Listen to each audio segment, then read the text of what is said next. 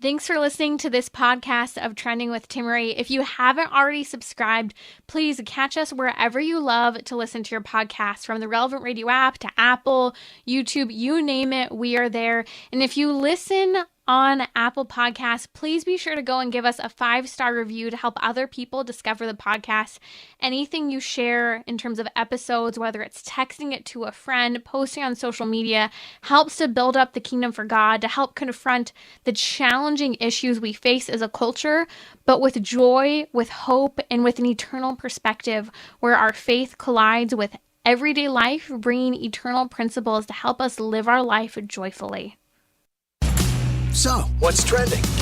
Bridging your Catholic faith with your everyday life.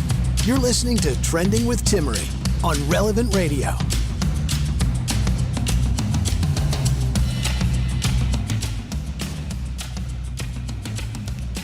Why are we never satisfied? Why do we always want more? What makes us happy? Welcome to our weekly happy hour today on Trending. It's good to be with you. As always, we're talking about the deep questions that orient us toward answering that question we all have. How can I be happier? But ultimately looking at it from a faith-filled perspective and understanding what brings ultimate happiness, furthermore, specifically joy. Of course, we always talk about how that's rooted in God, but today we're going to talk about a number of things, including, joining me in just a couple of minutes, will be the author of How and How Not to Be Happy. We're going to talk a little later about Jennifer Anniston. It seems as if her relationship status has always been in the news over the last 20 years. I was fascinated to see a front cover story talking about how she has regrets with regard to never having children, among other things. We'll talk about that a little bit later in relation to happiness, and we'll talk about this trend of gratitude journals and whether or not being grateful makes you happier or not. You don't have to have a gratitude journal, but I do think it's an interesting question with this practice of gratitude. Will it make you happier or will it not? And if so, what do you have to do to understand gratitude properly? Joining me now is Professor Budziszewski. He's the author of the book, How and How Not to Be Happy. And we're going to unpack why we are never satisfied and why we always want more, which is at the core of his book, How and How Not to Be Happy, as he helps us understand those key things that we tend to chase with regard to happiness and what will, at the end of the day, bring us true happiness. Professor Budziszewski, welcome to Trending. Thank you very much. I'm glad to be with you. Let's unpack a little bit from your book. It's interesting. We live in a culture where feelings are pretty much our guide for everything we seek. It's interesting. We live in a culture where we don't say, I think X, Y, and Z. We usually say, I feel X, Y, and Z. We're a very emotive culture. And I think that this falls into the whole category of happiness. We often talk here about how happiness is a fleeting emotion. It can change on a given whim. And it's interesting because in your book, you talk a lot about all of these things that we think will make us happy, such as, why is it there's always something more to be desired? Can you touch on that never ending desire for a satiating feeling, but that's never present for us, no matter what we seek out? Yes, I'm glad to talk about that. There are two sides of this. The first one is this business of a feeling. You know, happiness is not unconnected with the feelings. If I had feelings of misery all the time and feelings of pain all the time, it would be difficult to say that I was happy. But happiness is not a feeling. It's a word for complete fulfillment, for flourishing, for thriving. Why do we always want more? Well, it's because none of the things in this world were intended to be the be-all and end-all for us. I can have pleasure in this life, and I may be feeling really good. I may be feeling really good really intensely. And there comes a moment when I say, but is this all there is? You know, even satisfaction can leave you unsatisfied, paradoxically enough. Friendship is a wonderful thing. Human love is a wonderful thing, but no two human beings can be everything to each other. They weren't intended to be. The only thing that can be everything to us is God, and all of these things are good to the extent that they reflect Him and they point us to Him, and they're bad to the extent that they draw us away from Him. I think this is a big mistake we want. So we think, oh, if I only have, if I just had some more money, or a better house, or if I had better friends, or, I don't like my wife very much. I wish I just had a better wife. If I had some more meaningful work than I've got, that would be the magic wand that would make me happy. You can have all of those things. You can have all of those things, and you will still find yourself saying, "Is this all there is?" Isn't it fascinating? And we live in a culture where, like you're saying, that there's always that one more desire. You desire to be married, you finally get married, and then you desire, whether it's the home, the child, the dog, the vacation, whatever it might be, there's always that next thing. And there's never a resting moment when it comes to that kind of constant push forward. And it makes me think, Professor Budziszewski, about kind of this culture we live in that is so focused on productivity. And it makes me wonder if sometimes we get pulled in the direction of productivity in our current culture to such an extent we confuse even that simple understanding that we're human beings, not human doings. Yeah, we're not just factory machine. Now, look, productivity is great. We grow more crops than we used to grow when we didn't know about fertilizers and when we didn't have the new breeds of crop that we have now. That's great, but that's not the be all and end all either. I was talking to a young man just the other day. I was speaking about the same thing that you and I are talking about how and how not to be happy. I'd given a talk about it to a young professionals group, and he spoke to me afterward, and he said, I really resonate with what you're saying. I just realized this year that I was making that mistake. I had been killing myself, working all kinds of hours. I'm very systematic, he said, and I set all kinds of goals and all kinds of plans for myself. And I would achieve this goal, and I would tick that off my chart. And I'd achieve another goal, and I'd tick that off the chart. And then last year, I'd achieved all my goals, and I suddenly realized that I wasn't satisfied, that there was something else. So he was glad that we were talking about this. It's interesting when you talk about a goal-oriented life, and many of, I think, those 5 steps for how to live your happiest, best self. People talk about things such as have goals, reevaluate your goals, revisit your goals, make sure they're short-term goals and long-term goals, and adapt them if you need to. And it's so fascinating that you say that, because goals can be at the heart of what we in part think happiness will be. But as we were discussing earlier, once you achieve that, you still don't feel that satiation. I was reading an article last week, and right after the death of Queen Elizabeth, and it was written by this nurse who spends a lot of time with the dying, and she ended up interviewing and spending time asking questions, and came across the 5 most common things that dying people regretted in her hospital ward. And number 1 was that they wish they hadn't worked so much. And I find that time and time again, that is the predicament many people discover, but often too late. I think that the reason we fall into these mistakes and into these traps is that there's a grain of truth in every one of them. Look, I love my work. I love what I get to write about and what I get to teach about. But that is by itself is not going to make me happy. I love my wife. I've been married to her for 51 years, and love is sweet. But she can't be God to me. She could only be an idol, and I can't be God to her. I would only be an idol to her. Having purposes is a good thing.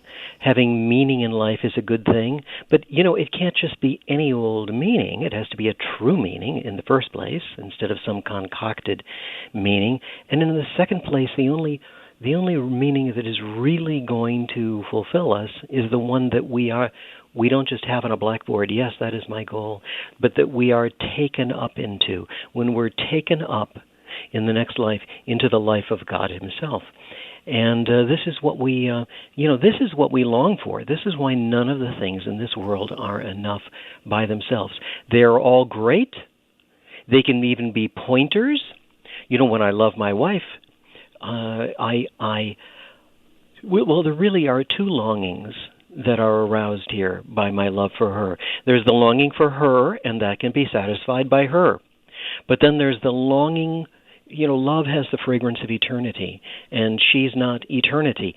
That longing cannot be satisfied by, but is stirred up by that longing for her. And we make mistakes about those two things and get ourselves into all kinds of difficulties. Think it's because I don't have the right wife, I don't have the right husband, what's the point of love, what's the point of meaning? No, that's not it. The problem isn't that all these things are bad, it's that we're trying to make them out to be a greater good than they really are.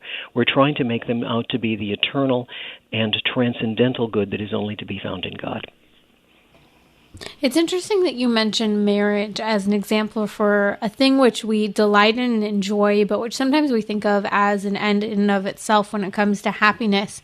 Because whether you're single, you're dating, or you're married, I think there has to come a time, at least God willing, or else you're in trouble, where you realize your spouse is not contingent, or your happiness is not contingent upon your spouse. If you spend your marriage thinking that you're going to make your spouse miserable, and likely yourself if things continue to stay together for longevity.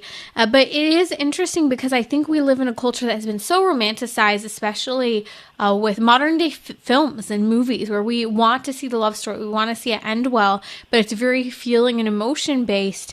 And you even read articles about happiness in marriage, and all of it I think often gets it wrong. And you just hit the nail on the head when you said your spouse will become your idol essentially if you focus your happiness on them in particular. Yes, and it's funny. These romantic feelings, look, they're great. I'm a romantic. I admit it.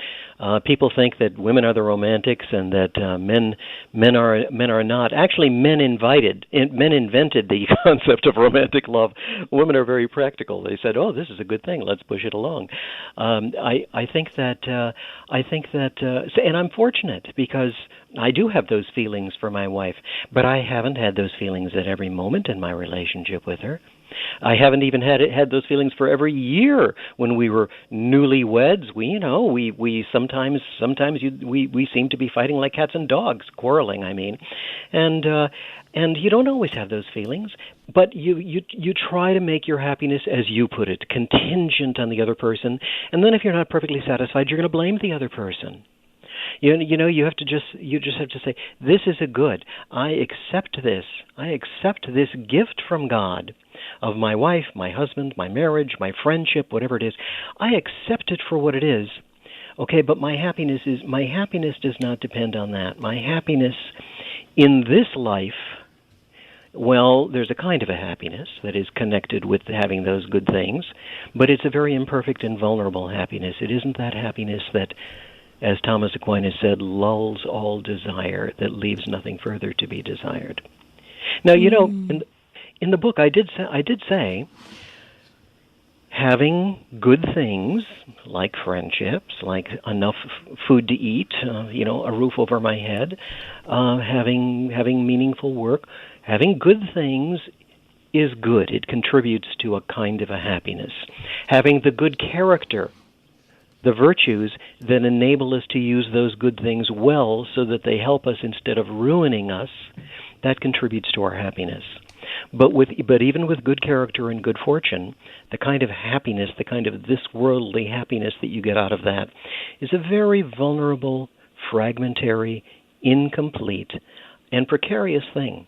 And it's not, if you want complete fulfillment, you need to seek God with all your heart. And you're not going to have that fulfillment until the next life. That's Professor Budziszewski. You can find him at undergroundthomas.org. He also wrote the book, as we've been discussing, How and How Not to Be Happy I'll post a link on social media as well as in the podcast notes for today's show. Just follow me at Timmerie, Timmerie. I'm also giving a copy of his book away, so stay tuned on social media this evening. I'll post details about that within the next half hour or so. If you're interested in picking up a copy of that on Instagram, I'll share more. We're going to come back talking about what makes us happy. Again, joining me now is the author of the book, How and How Not to Be Happy. Isn't that the question we all have? I'm also going to come back talk about some of the regrets recently shared by Jennifer Anniston in Star Magazine about what she wishes she had in life. Also, I'll talk about whether or not being grateful makes you happy. So, what's trending? Bridging your Catholic faith with your everyday life. You're listening to Trending with Timmerie on Relevant Radio and the Relevant Radio app. Welcome back to our weekly happy hour today on Trending.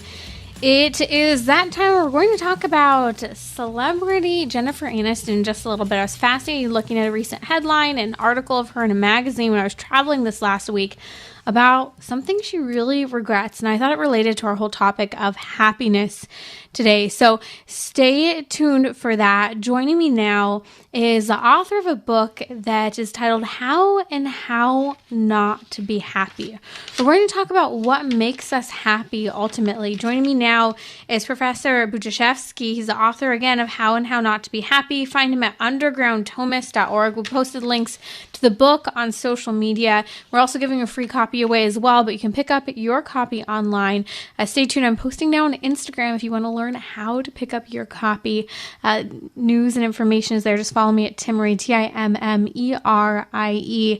In this book, it dives into those many things that we tend to get wrong, what we think will make us happy: wealth, power, authority, having the fittest body, having the perfect family, so many things that we tend to become distracted by with our desires or ideas of what happiness is. Professor Budziszewski, I'm curious to hear what your thoughts are in having written a book on happiness yourself. I'm sure you've looked at many books on happiness. What do you think that people most commonly argue will make you happy? Is that one tip? And how do they usually get it wrong? Well, one of the ways that they get this wrong is that they think that happiness is a feeling or a collection of feelings. One of the most common, there's a whole field of psychology now. It's called positive psychology. These are people who want to study happiness. But they'll say things like this. They'll say, well, we're psychologists, not philosophers. We're not going to spend any time with the centuries of philosophical discussion of what happiness is. We're not going to define happiness. We will just, for our purposes, say happiness is positive feelings. Well, they just said that they weren't going to define it, and then they defined it. And they say they're going to ignore those philosophical discussions. They shouldn't have, because one of the things that emerges from those philosophical discussions, including Catholic thought, is that good feelings by themselves are not happiness. When we think of happiness, we think of something that abides, something that sticks with you, something that characterizes the whole your life as a story. But feelings come and go. You know, it's like that. We were talking about marriage and love before. It's like that with love too. Many people misunderstand the marital vows. You say, I promise to love this woman. I promise to love this man. And people think, well, how can you promise to love? Because love is a feeling, and you can't promise to have a feeling. Well, no, you can't. But love is not a feeling. Love is a commitment of the will to the true good of another person, and you can promise that. It's something like that with happiness. Happiness involves the will too. And happiness is flourishing. It's more than just feelings. So this is one of the mistakes that these happiness books make. The other mistake that they make is this, and I won't say that they're altogether wrong, but they're largely wrong. Here's the thing. You can ask people, well, what do you think happiness is? And they might give 1,000 answers. Are you going to really understand what happiness is by just collating all those answers? No. You can ask people, well, what makes you happy? You know, sometimes people don't even know whether they're happy. Even if happiness were a feeling, they don't even always know how they're feeling. A man may be in a bad mood one day, and his wife knows, and his coworkers know, and his kids know, and he's the last one to know. He doesn't even know. So it's not that. So asking people survey questions, now give your own self-report about your happiness. Tell what you think it is. Tell what you think makes you happy. That's not going to really give you what you need to know. The only instrument for finding out what makes us happy is the instrument of thoughtful conversation. When we put things together and we start connecting the dots and we say, I thought that would make me kind of happy if I just punched all these dots on my goal form, and it didn't.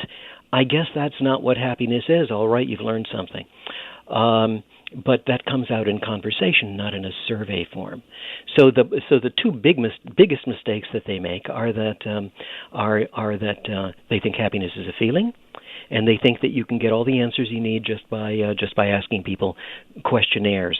Now, I won't say, I said a minute ago that this is not 100% wrong. What's right about it is this: people do know something about happiness.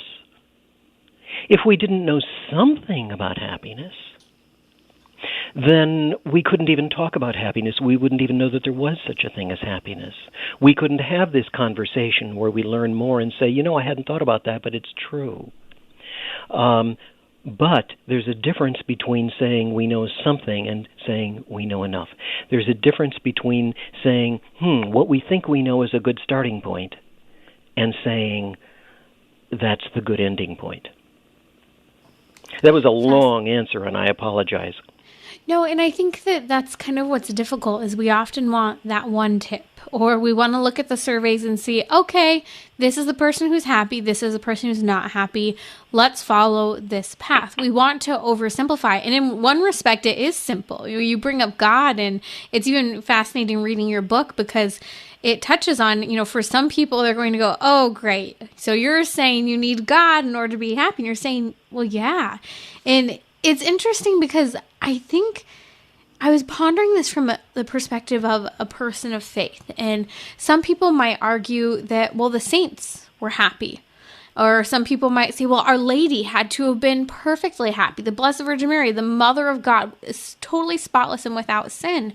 But I don't think anyone has ever actually claimed to be the happiest person, perfectly happy, perfectly content, ever in the history of mankind. And I even give the example of someone such as the Blessed Virgin Mary or these saints who have this incredible union with God, but they're still desiring something. I think that's so profound because they still desire total union in heaven with God, the beatific vision, not just the already not yet that we have on earth, which is part of that transcendent push that you understand in your book, that through knowledge and contemplation and seeing God and knowing Him and loving Him, that is taking us in the path to where we're ultimately meant to be.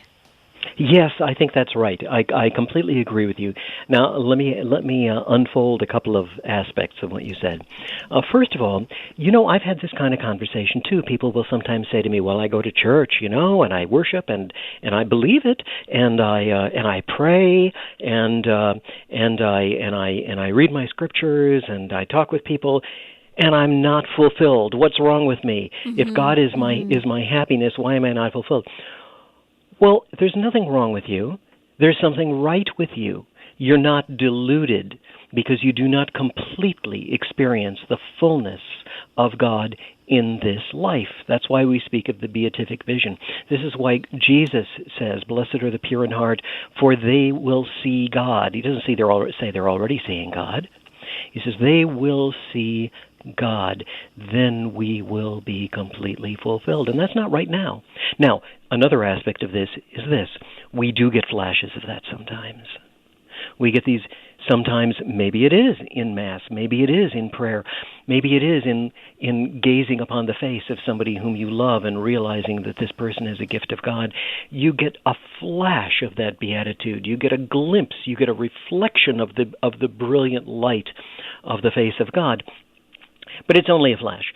It's not a continuous experience in this life. It's like St. Paul says, now we see as though we're looking in a clouded glass. We see darkly, but then we'll see face to face. It makes me think of this idea that sometimes maybe this is the problem. We need to wrap our head around this fact. there's a difference between earthly contentment and joy and bliss and a fantastic experience, as long or as short as that may last, versus heavenly union that is what we are created for. And I think that if we can't get that point in our mind, we're going to have a hard time being satisfied at any given point, no matter the woes or the sorrows. Yes, I agree with you completely. You mentioned the sorrows just now, and that's important here too. One of the things that we need to understand is that even in this life, even our sorrows can contribute to our ultimate happiness in God. You know, this was one of the most exciting things to me, actually, when I became Catholic. I'm a convert. To realize that, well, even little Catholic children are often told by their mommies and daddies, you know, the kid falls and skins his knee, and he's crying, and they comfort him, of course, and they kiss him, but then they say, offer it up to God. Now, I had good parents, but they never told me that. The idea that somehow your suffering means something to God, that it might unite you more closely in conformity with Christ who suffered for us. That's a pretty exciting idea. But it's all through the New Testament. And this is why it's possible for Paul, when he was in prison, I don't think for a second that he wasn't suffering. And yet he had a kind of a joy along with that, so that he sang in prison, and even his jailers were impressed and wanted to know more about this gospel. That's really very important for us too. It transforms the whole picture of happiness and suffering in this life, puts it in a different perspective. And isn't that one of the greatest challenges as Catholics, is understanding the idea of offering it up and that union with God through suffering? And that's what we need. You know, when we talk about happiness, we're getting it wrong, because what we want is, and you talk about this in your book, ultimately is joy. Joy is a virtue, and joy is in part what helps us to endure in those difficult moments, to persevere, to have the eternal perspective rather than just the earthly focus on contentment and satisfaction, where we will never have a total fulfillment of all of our desires. Yes, that's right. The Thomas Aquinas says that complete happiness would lull all desire, that there would be nothing further to be desired. And you know, you can get the idea from a statement like that. Oh, that means I've got all the money in the world, and I've got all the friends in the world, and I've got all this, and I've got all this, and I've got all this. No, he doesn't mean that. He means when you are gazing upon the face of God, it's all going to be different. I mean, it's not as though friendship drops away and you don't have friends in heaven. Of course you'll have friends. You're gazing at God together. It's not as though we don't need whatever our bodies need anymore. We'll experience the resurrection of the body, but everything is transformed when we see God face to face. Now that's what we have to hope for, and that it doesn't just give us something to hope for, it even changes the way that we experience the goods of this life. When I look at my dear friend, when I look at my wife, and I see in her someone whom I love, and this is one of the things that helps me along my way to God, and that we together can long for God, which can't be found just in each other, and we can together can walk into that mystery. It changes the very experience of the earthly love of marriage. And I think that this is true of all. This is true of all of the goods of this life. Joining me now is Professor Budziszewski. He's the author of How and How Not to Be Happy. You can find his book online. We posted a link on social media, as well as in the podcast notes. You'll see it there. You can find him at undergroundthomist.org. And we're giving a free copy away, so check out my Instagram to learn more about how to obtain that copy. I do think that I want to share a comment that came in from Ralph in Silver Springs, Maryland, objecting to the claim that marriage is not contingent, or that happiness is not contingent on marriage. He said that he disagrees. He says a bad marriage, you're definitely not going to be happy, but he said the happiest people I've found are in very happy marriages. What would your response be? Oh, I would say I don't disagree with him, but I think he's misunderstood me. I don't mean that, and I've said this about the good things of life, they are good things. I don't mean that marriage doesn't contribute to your happiness. What I'm saying is marriage is not a magic wand that is going to guarantee that you're happy. It's true that if you have a rotten marriage, it's going to make you a lot unhappier. But marriage is not a magic wand. No two people can be everything to each other. And there are no magic wands. None of the goods of this life, not ordinary mortal human love, not meaningful work, not wealth, not having fun things to do. None of these things are a magic wand that will just do it for you. But I certainly agree that a sound family life and a sound marriage is a terrific contributor. It's a contributor mostly because you're helping each other along this way to God. But again, the focus isn't on how will you please me. It enters into that law of gift, that theology of the body, as St. John Paul II in the great teaching of the church teaches, that we get it right with regard to human love, with regard to pursuing God, when we understand the law of gift, that my life is meant to be given away. That's what Jesus Christ modeled on the cross, and it was bloody, he was bruised, and he was crucified, and it's through that sacrificial love in marriage that people do experience happiness, not in this and just trying to please the other person or trying to get what you want from the other person. This is very hard for people today. I was invited to give a couple of lectures about marriage and family at a Protestant college, and the students were wonderful. They were smart. They asked a lot of good questions, but the theology of the body isn't developed in those circles. And a young woman said, "You've been talking about marriage as self-giving, and you've been talking about happiness in general as involving self-giving of some kind."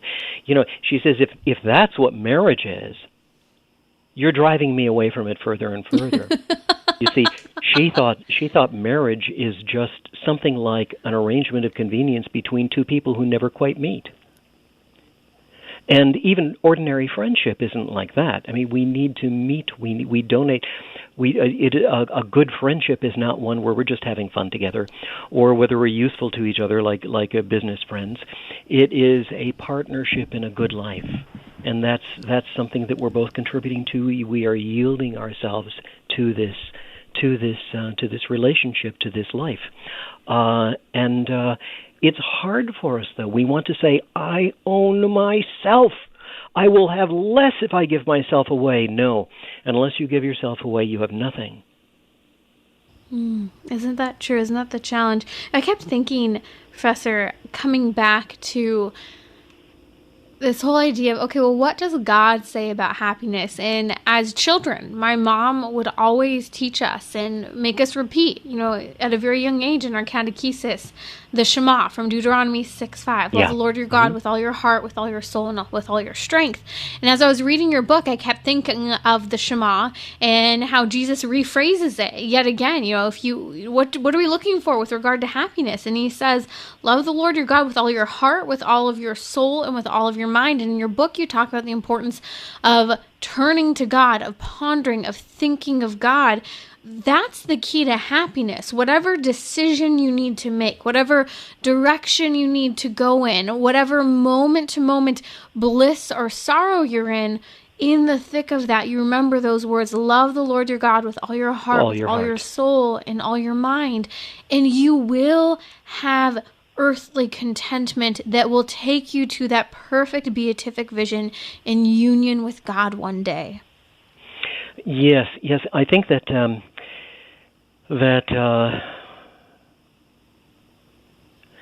one of the things that I should mention here is that since, like the young woman of whom I spoke, she was afraid of self-giving, we're afraid of God. God is scary. It's not for nothing that the Bible speaks of the fear of God, but this isn't fear like he's going to hurt me, he's not good for me, he's bad. The problem is he's so good, he's scary. He loves us so much, he's scary, because he loves us more than we love ourselves. We put up with with things in ourselves that make us miserable. And he says, I will not put up with anything that destroys you. I will not put up with anything that makes you miserable. I will not rest until you have been scoured and burnished, until you can give back as a reflection my perfect life.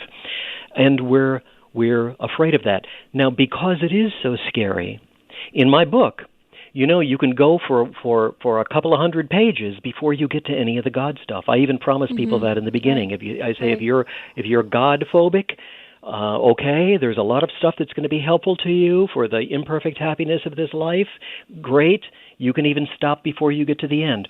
Although that's kind of like, some people, it's as though you were reading a mystery story and you said, well, I stopped before the last chapter where the mystery is solved. Why? Oh, I'm just not the kind of person who enjoys the solution to mysteries. I think we should want to get to the end. I think that's better. Well, and isn't that why we love the articles? Those 5 quick tips on how to be happy, or that really now those memes, or that photo that gives you 3 little bullet points. That's often what we want. But final question and thought here with regard to what makes us happy. Would you agree that to be happy, we have to stop focusing on our happiness? I wouldn't say, well, in one way, yes, in another way, no. I would say that if somebody is always thinking, am I happy yet? Am I happy yet? And obsessing about his happiness, he's not going to be happy. That's detrimental to his happiness. But on the other hand, in a certain sense, and we have to be thinking about those around us. We have to give ourselves to them. But on the other hand, there are people who say, happiness is unachievable. I'm just going to settle for being unhappy. And I think I would encourage them to have more hope. I would encourage them to desire their own happiness and the happiness of others more. But they're going to find that happiness by looking away from themselves to the source of that happiness, into the joy of God. That's Professor Budziszewski. You can find his book, How and How Not to Be Happy, online. We posted a link on social media as well as in the podcast notes. Check him out at undergroundthomas.org. Again, that's undergroundthomas.org. Check out the book. Thank you so much for joining us, Professor. I'll be back here on Trending to dive further into the topic of happiness. Are people who practice gratitude more happy? And what are the happiness regrets of Jennifer Anniston? She has been in the news for years with regard to her relationship status, but what did she recently share that fascinated me? I'll share that with you in just a moment.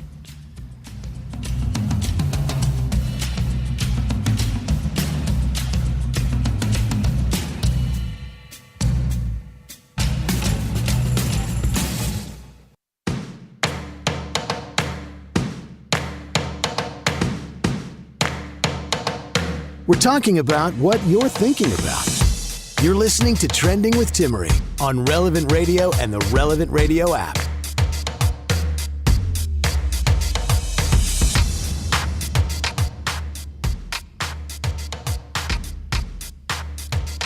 Welcome to our weekly happy hour here on Trending. If you've never joined us before, thank you for joining me. If you have a question, would love to take it. Number is 1-888-914-9149. You can also always ask it live on Instagram. Just follow me at Timmerie. That's Timmerie. And by the way, we're giving a free copy of this book away, How and How Not to Be Happy. My guest from earlier today, Professor Budziszewski. Incredible book, How and How Not to Be Happy. A very important topic of happiness that many of us struggle with. We often get it wrong. We look for those quick and easy tips as to what will make us happy. We look for the Instagram posts with a photo with those 2 things. We're going to talk about gratitude in a little bit here. But first, I was meandering through the airport this last week, and one of my favorite things to do, because I don't read the gossip magazines, but I like to look at the covers sometimes just to see what are people talking about, what's happening in the lives of celebrities, and what do people think is happening in the lives of various celebrities, because often, again, it's whatever you can sensationalize, it'll sell headlines. But I have found it interesting that one of the top couples or individuals over the years that have always seemed to have their relationship status or their family drama shared publicly and discussed regularly are Jennifer Aniston and Brad Pitt. These 2 actors and actresses, they fascinate me. I think these are 2 people that, people have known for years as the golden couple. People to this day still root for them to get together. I remember there was a table reading of a book during COVID, and the 2 of them were involved in the reading, and they were totally flirting on this Zoom call that everyone had the opportunity to watch. And there are photos of them encountering each other at various events, and people are so excited. Maybe Brad and Jennifer would get back together. We love to root for those things that we think are beautiful, and who wouldn't admit they are an absolutely beautiful couple? Now, what's interesting is there was a recent article in Star Magazine that I saw it was the only thing that stood out to me when I was at the airport about Jennifer Aniston and really ultimately her happiness. The headline of the article had to do with regret over the fact that she never had children. Now, there's really no meat or substance to the actual article, but what was interesting to me is that she made a couple comments about her marriage that fell apart with Brad and some comments about children. And I thought it was interesting. With regard to her marriage that fell apart with Brad, she actually comments that she wishes she prioritized Brad more over her career. She talked about how those times to get away and really spend that quality time together just wasn't there because there's always something to prevent it, she said. And she especially commented that it was often both his work and her work that were getting in the way, which I think is something to think about. How it's so easy for us to chase happiness, to chase that next big thing, to chase a career, to chase the fame, to chase the paycheck, to chase the power, whatever it might be. Perhaps it's not the same thing as what Brad and Jen sought out or lived out in their lives, but for all of us, there are distractions that prevent us from meeting some of the most important responsibilities we have in our lives. And if you're married, you have a responsibility to your spouse. If you have children, you have a responsibility to your children. And how many people do we hear later in life they regret that they worked so much, or they wish they had more children, or that they had children at all.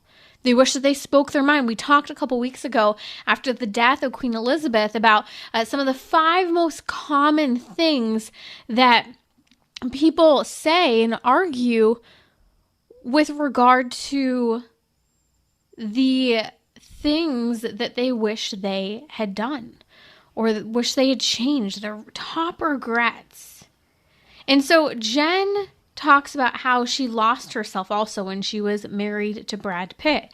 She said, I love taking care of people and I definitely put his needs before my own. Well, I kind of feel like this is a chopped statement because there was nothing else around it. I would love to have heard more of the context, but what she made it sound like was at the same time as then she fears that she didn't prioritize Brad enough on the other end of the spectrum.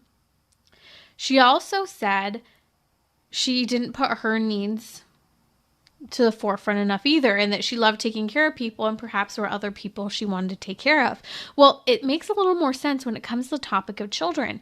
She's made comments a number of times ever since the parting of her and Brad, 15, almost 20 years ago now.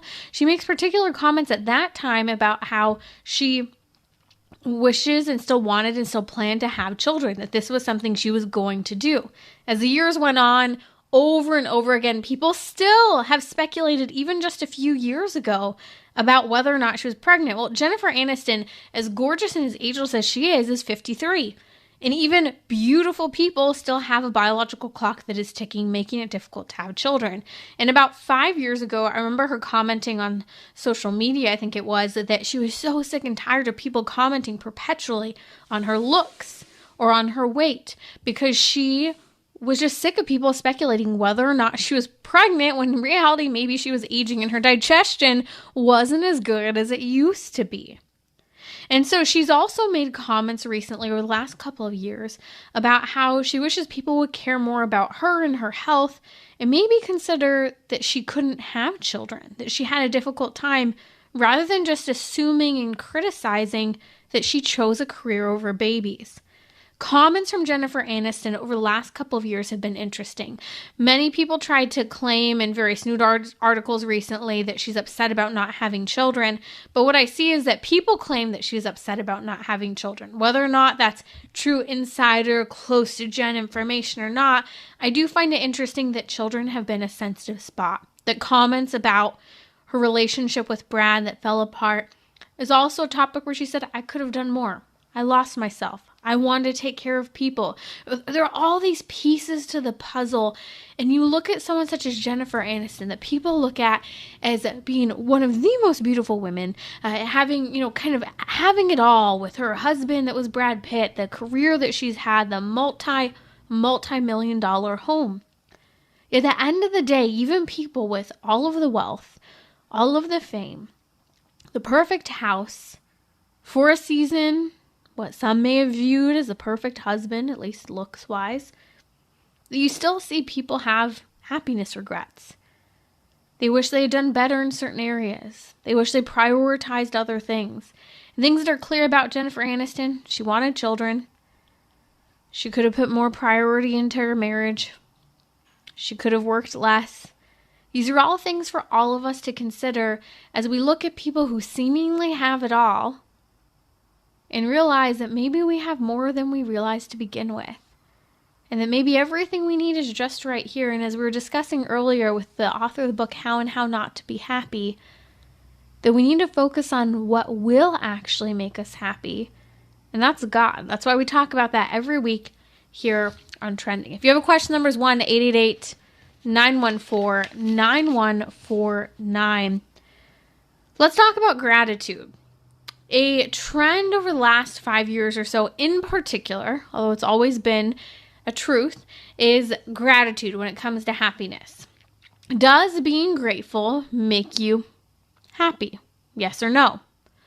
Well, obviously, the studies and the gratitude journals point to the fact that people indeed are happier when they practice gratitude. But one of the challenges I think that comes with this gratitude practice is who or what are you grateful for or to?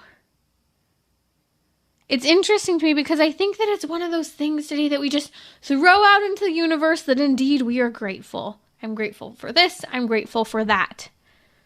But real gratitude, I think often we have to recognize real gratitude comes to a person. Okay, I'm grateful to my husband for cleaning up after dinner and taking my child when she was being an emotional terrorist tonight, or whatever it might be when I just needed 5 minutes to just not be demanded something for a moment. Whatever it might be, there might be something that you are grateful for, but you're grateful to a person. I remember one of my nephews a couple years ago, his dad asked him, "What are you grateful for?" And he starts listing these things that he's grateful for, and they're working with him. And he said one day that he was grateful for himself, and his dad was not too happy when he said this. But it made me laugh because I think that these practices that are, gratitude journals, that we throw it out into the universe that we are grateful, it's kind of like a juvenile version of working toward happiness, where we would ask a little kid what are they grateful for, and little kid might say they're grateful for themselves. Well, when we say we're grateful for something, but we don't direct that gratitude towards someone, we're often missing the mark and just throwing it out into the universe, or saying we're grateful because, you know what, I did that. And we always take credit for what we think we wanted or what we did or what we achieved. But at the heart of gratitude, why gratitude can in part be a part of happiness is because if we direct it toward God, if we understand that every good and perfect gift comes from God, then actually there is an opportunity to enter into happiness, but not happiness into abiding joy. We have a need for God, and through gratitude, and not just gratitude for the good things, but gratitude for the challenges, gratitude for the sorrows, gratitude for the desires that are unfulfilled that we still have. Through the gratitude for all of those good and perfect gifts and imperfect thoughts and feelings, it's through that gratitude to God for everything He has bestowed upon us, even at times through other people. That's when we start to orient ourselves not toward happiness. It is an emotion, as we talk about often here on Trending, that's momentary and fleeting. But that's when we start to work toward lasting joy. Because in God is joy. Joy and grace, understanding the interchangeability. Through that gratitude, we start to enter into union with God. We start to take our desires and unite them with God's will. We start to take our needs. We start to become more moderate, prudent, self-controlled with how we try to fill our needs. And we try to unite ourselves with God's will. That's what gratitude ultimately should be taking us toward. So you have a gratitude journal? That's great. Use it. But don't just throw grateful sentiments out into the universe. Take your gratitude, and lay it before God. It used to be in the Old Testament prior to the coming of our Lord Jesus Christ and the institution of the Eucharist. The various sacrifices were made in the Old Testament. One of those sacrifices was known as the Todah sacrifice. It's a sacrifice that we often speak of is an incredible prefigurement of what would come in the Eucharist. And the Todah sacrifice, what that means is the thank offering, the thank sacrifice.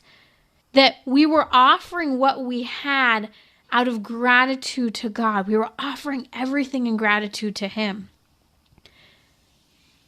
In Christ, we understand, in His crucifixion, in the Eucharist, we understand that Jesus Christ is the source of every good and perfect gift, because the fulfillment of all desire, even that satiated momentary pleasure we have from eating ice cream or whatever it might be for you, getting that promotion, having a child, that is nothing in comparison to the perfect, satisfying happiness, which is ultimate joy and union with God in heaven. That's what we're made for. This is why I talk about one of my favorite practices to do, especially if maybe I'm in a season of life where I'm maybe bitter or distracted or resentful or maybe feeling a little depressed or anxious, that I take those rosary beads, and of course, make sure you pray your rosary. But you take your rosary and you use those rosary beads, one bead after another, as an opportunity for a challenge to go around the whole rosary, not praying the rosary, but just saying one thing you're thankful for. It might be a person or a trait in a person.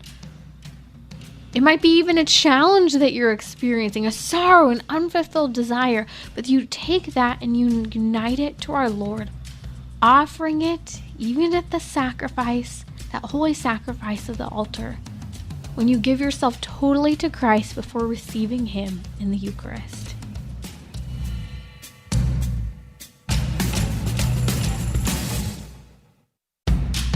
Have a question for a psychiatrist? This is Timmerie from Trending with Timmerie. Dr. Adriana Stacy will join me. She's a board-certified psychiatrist.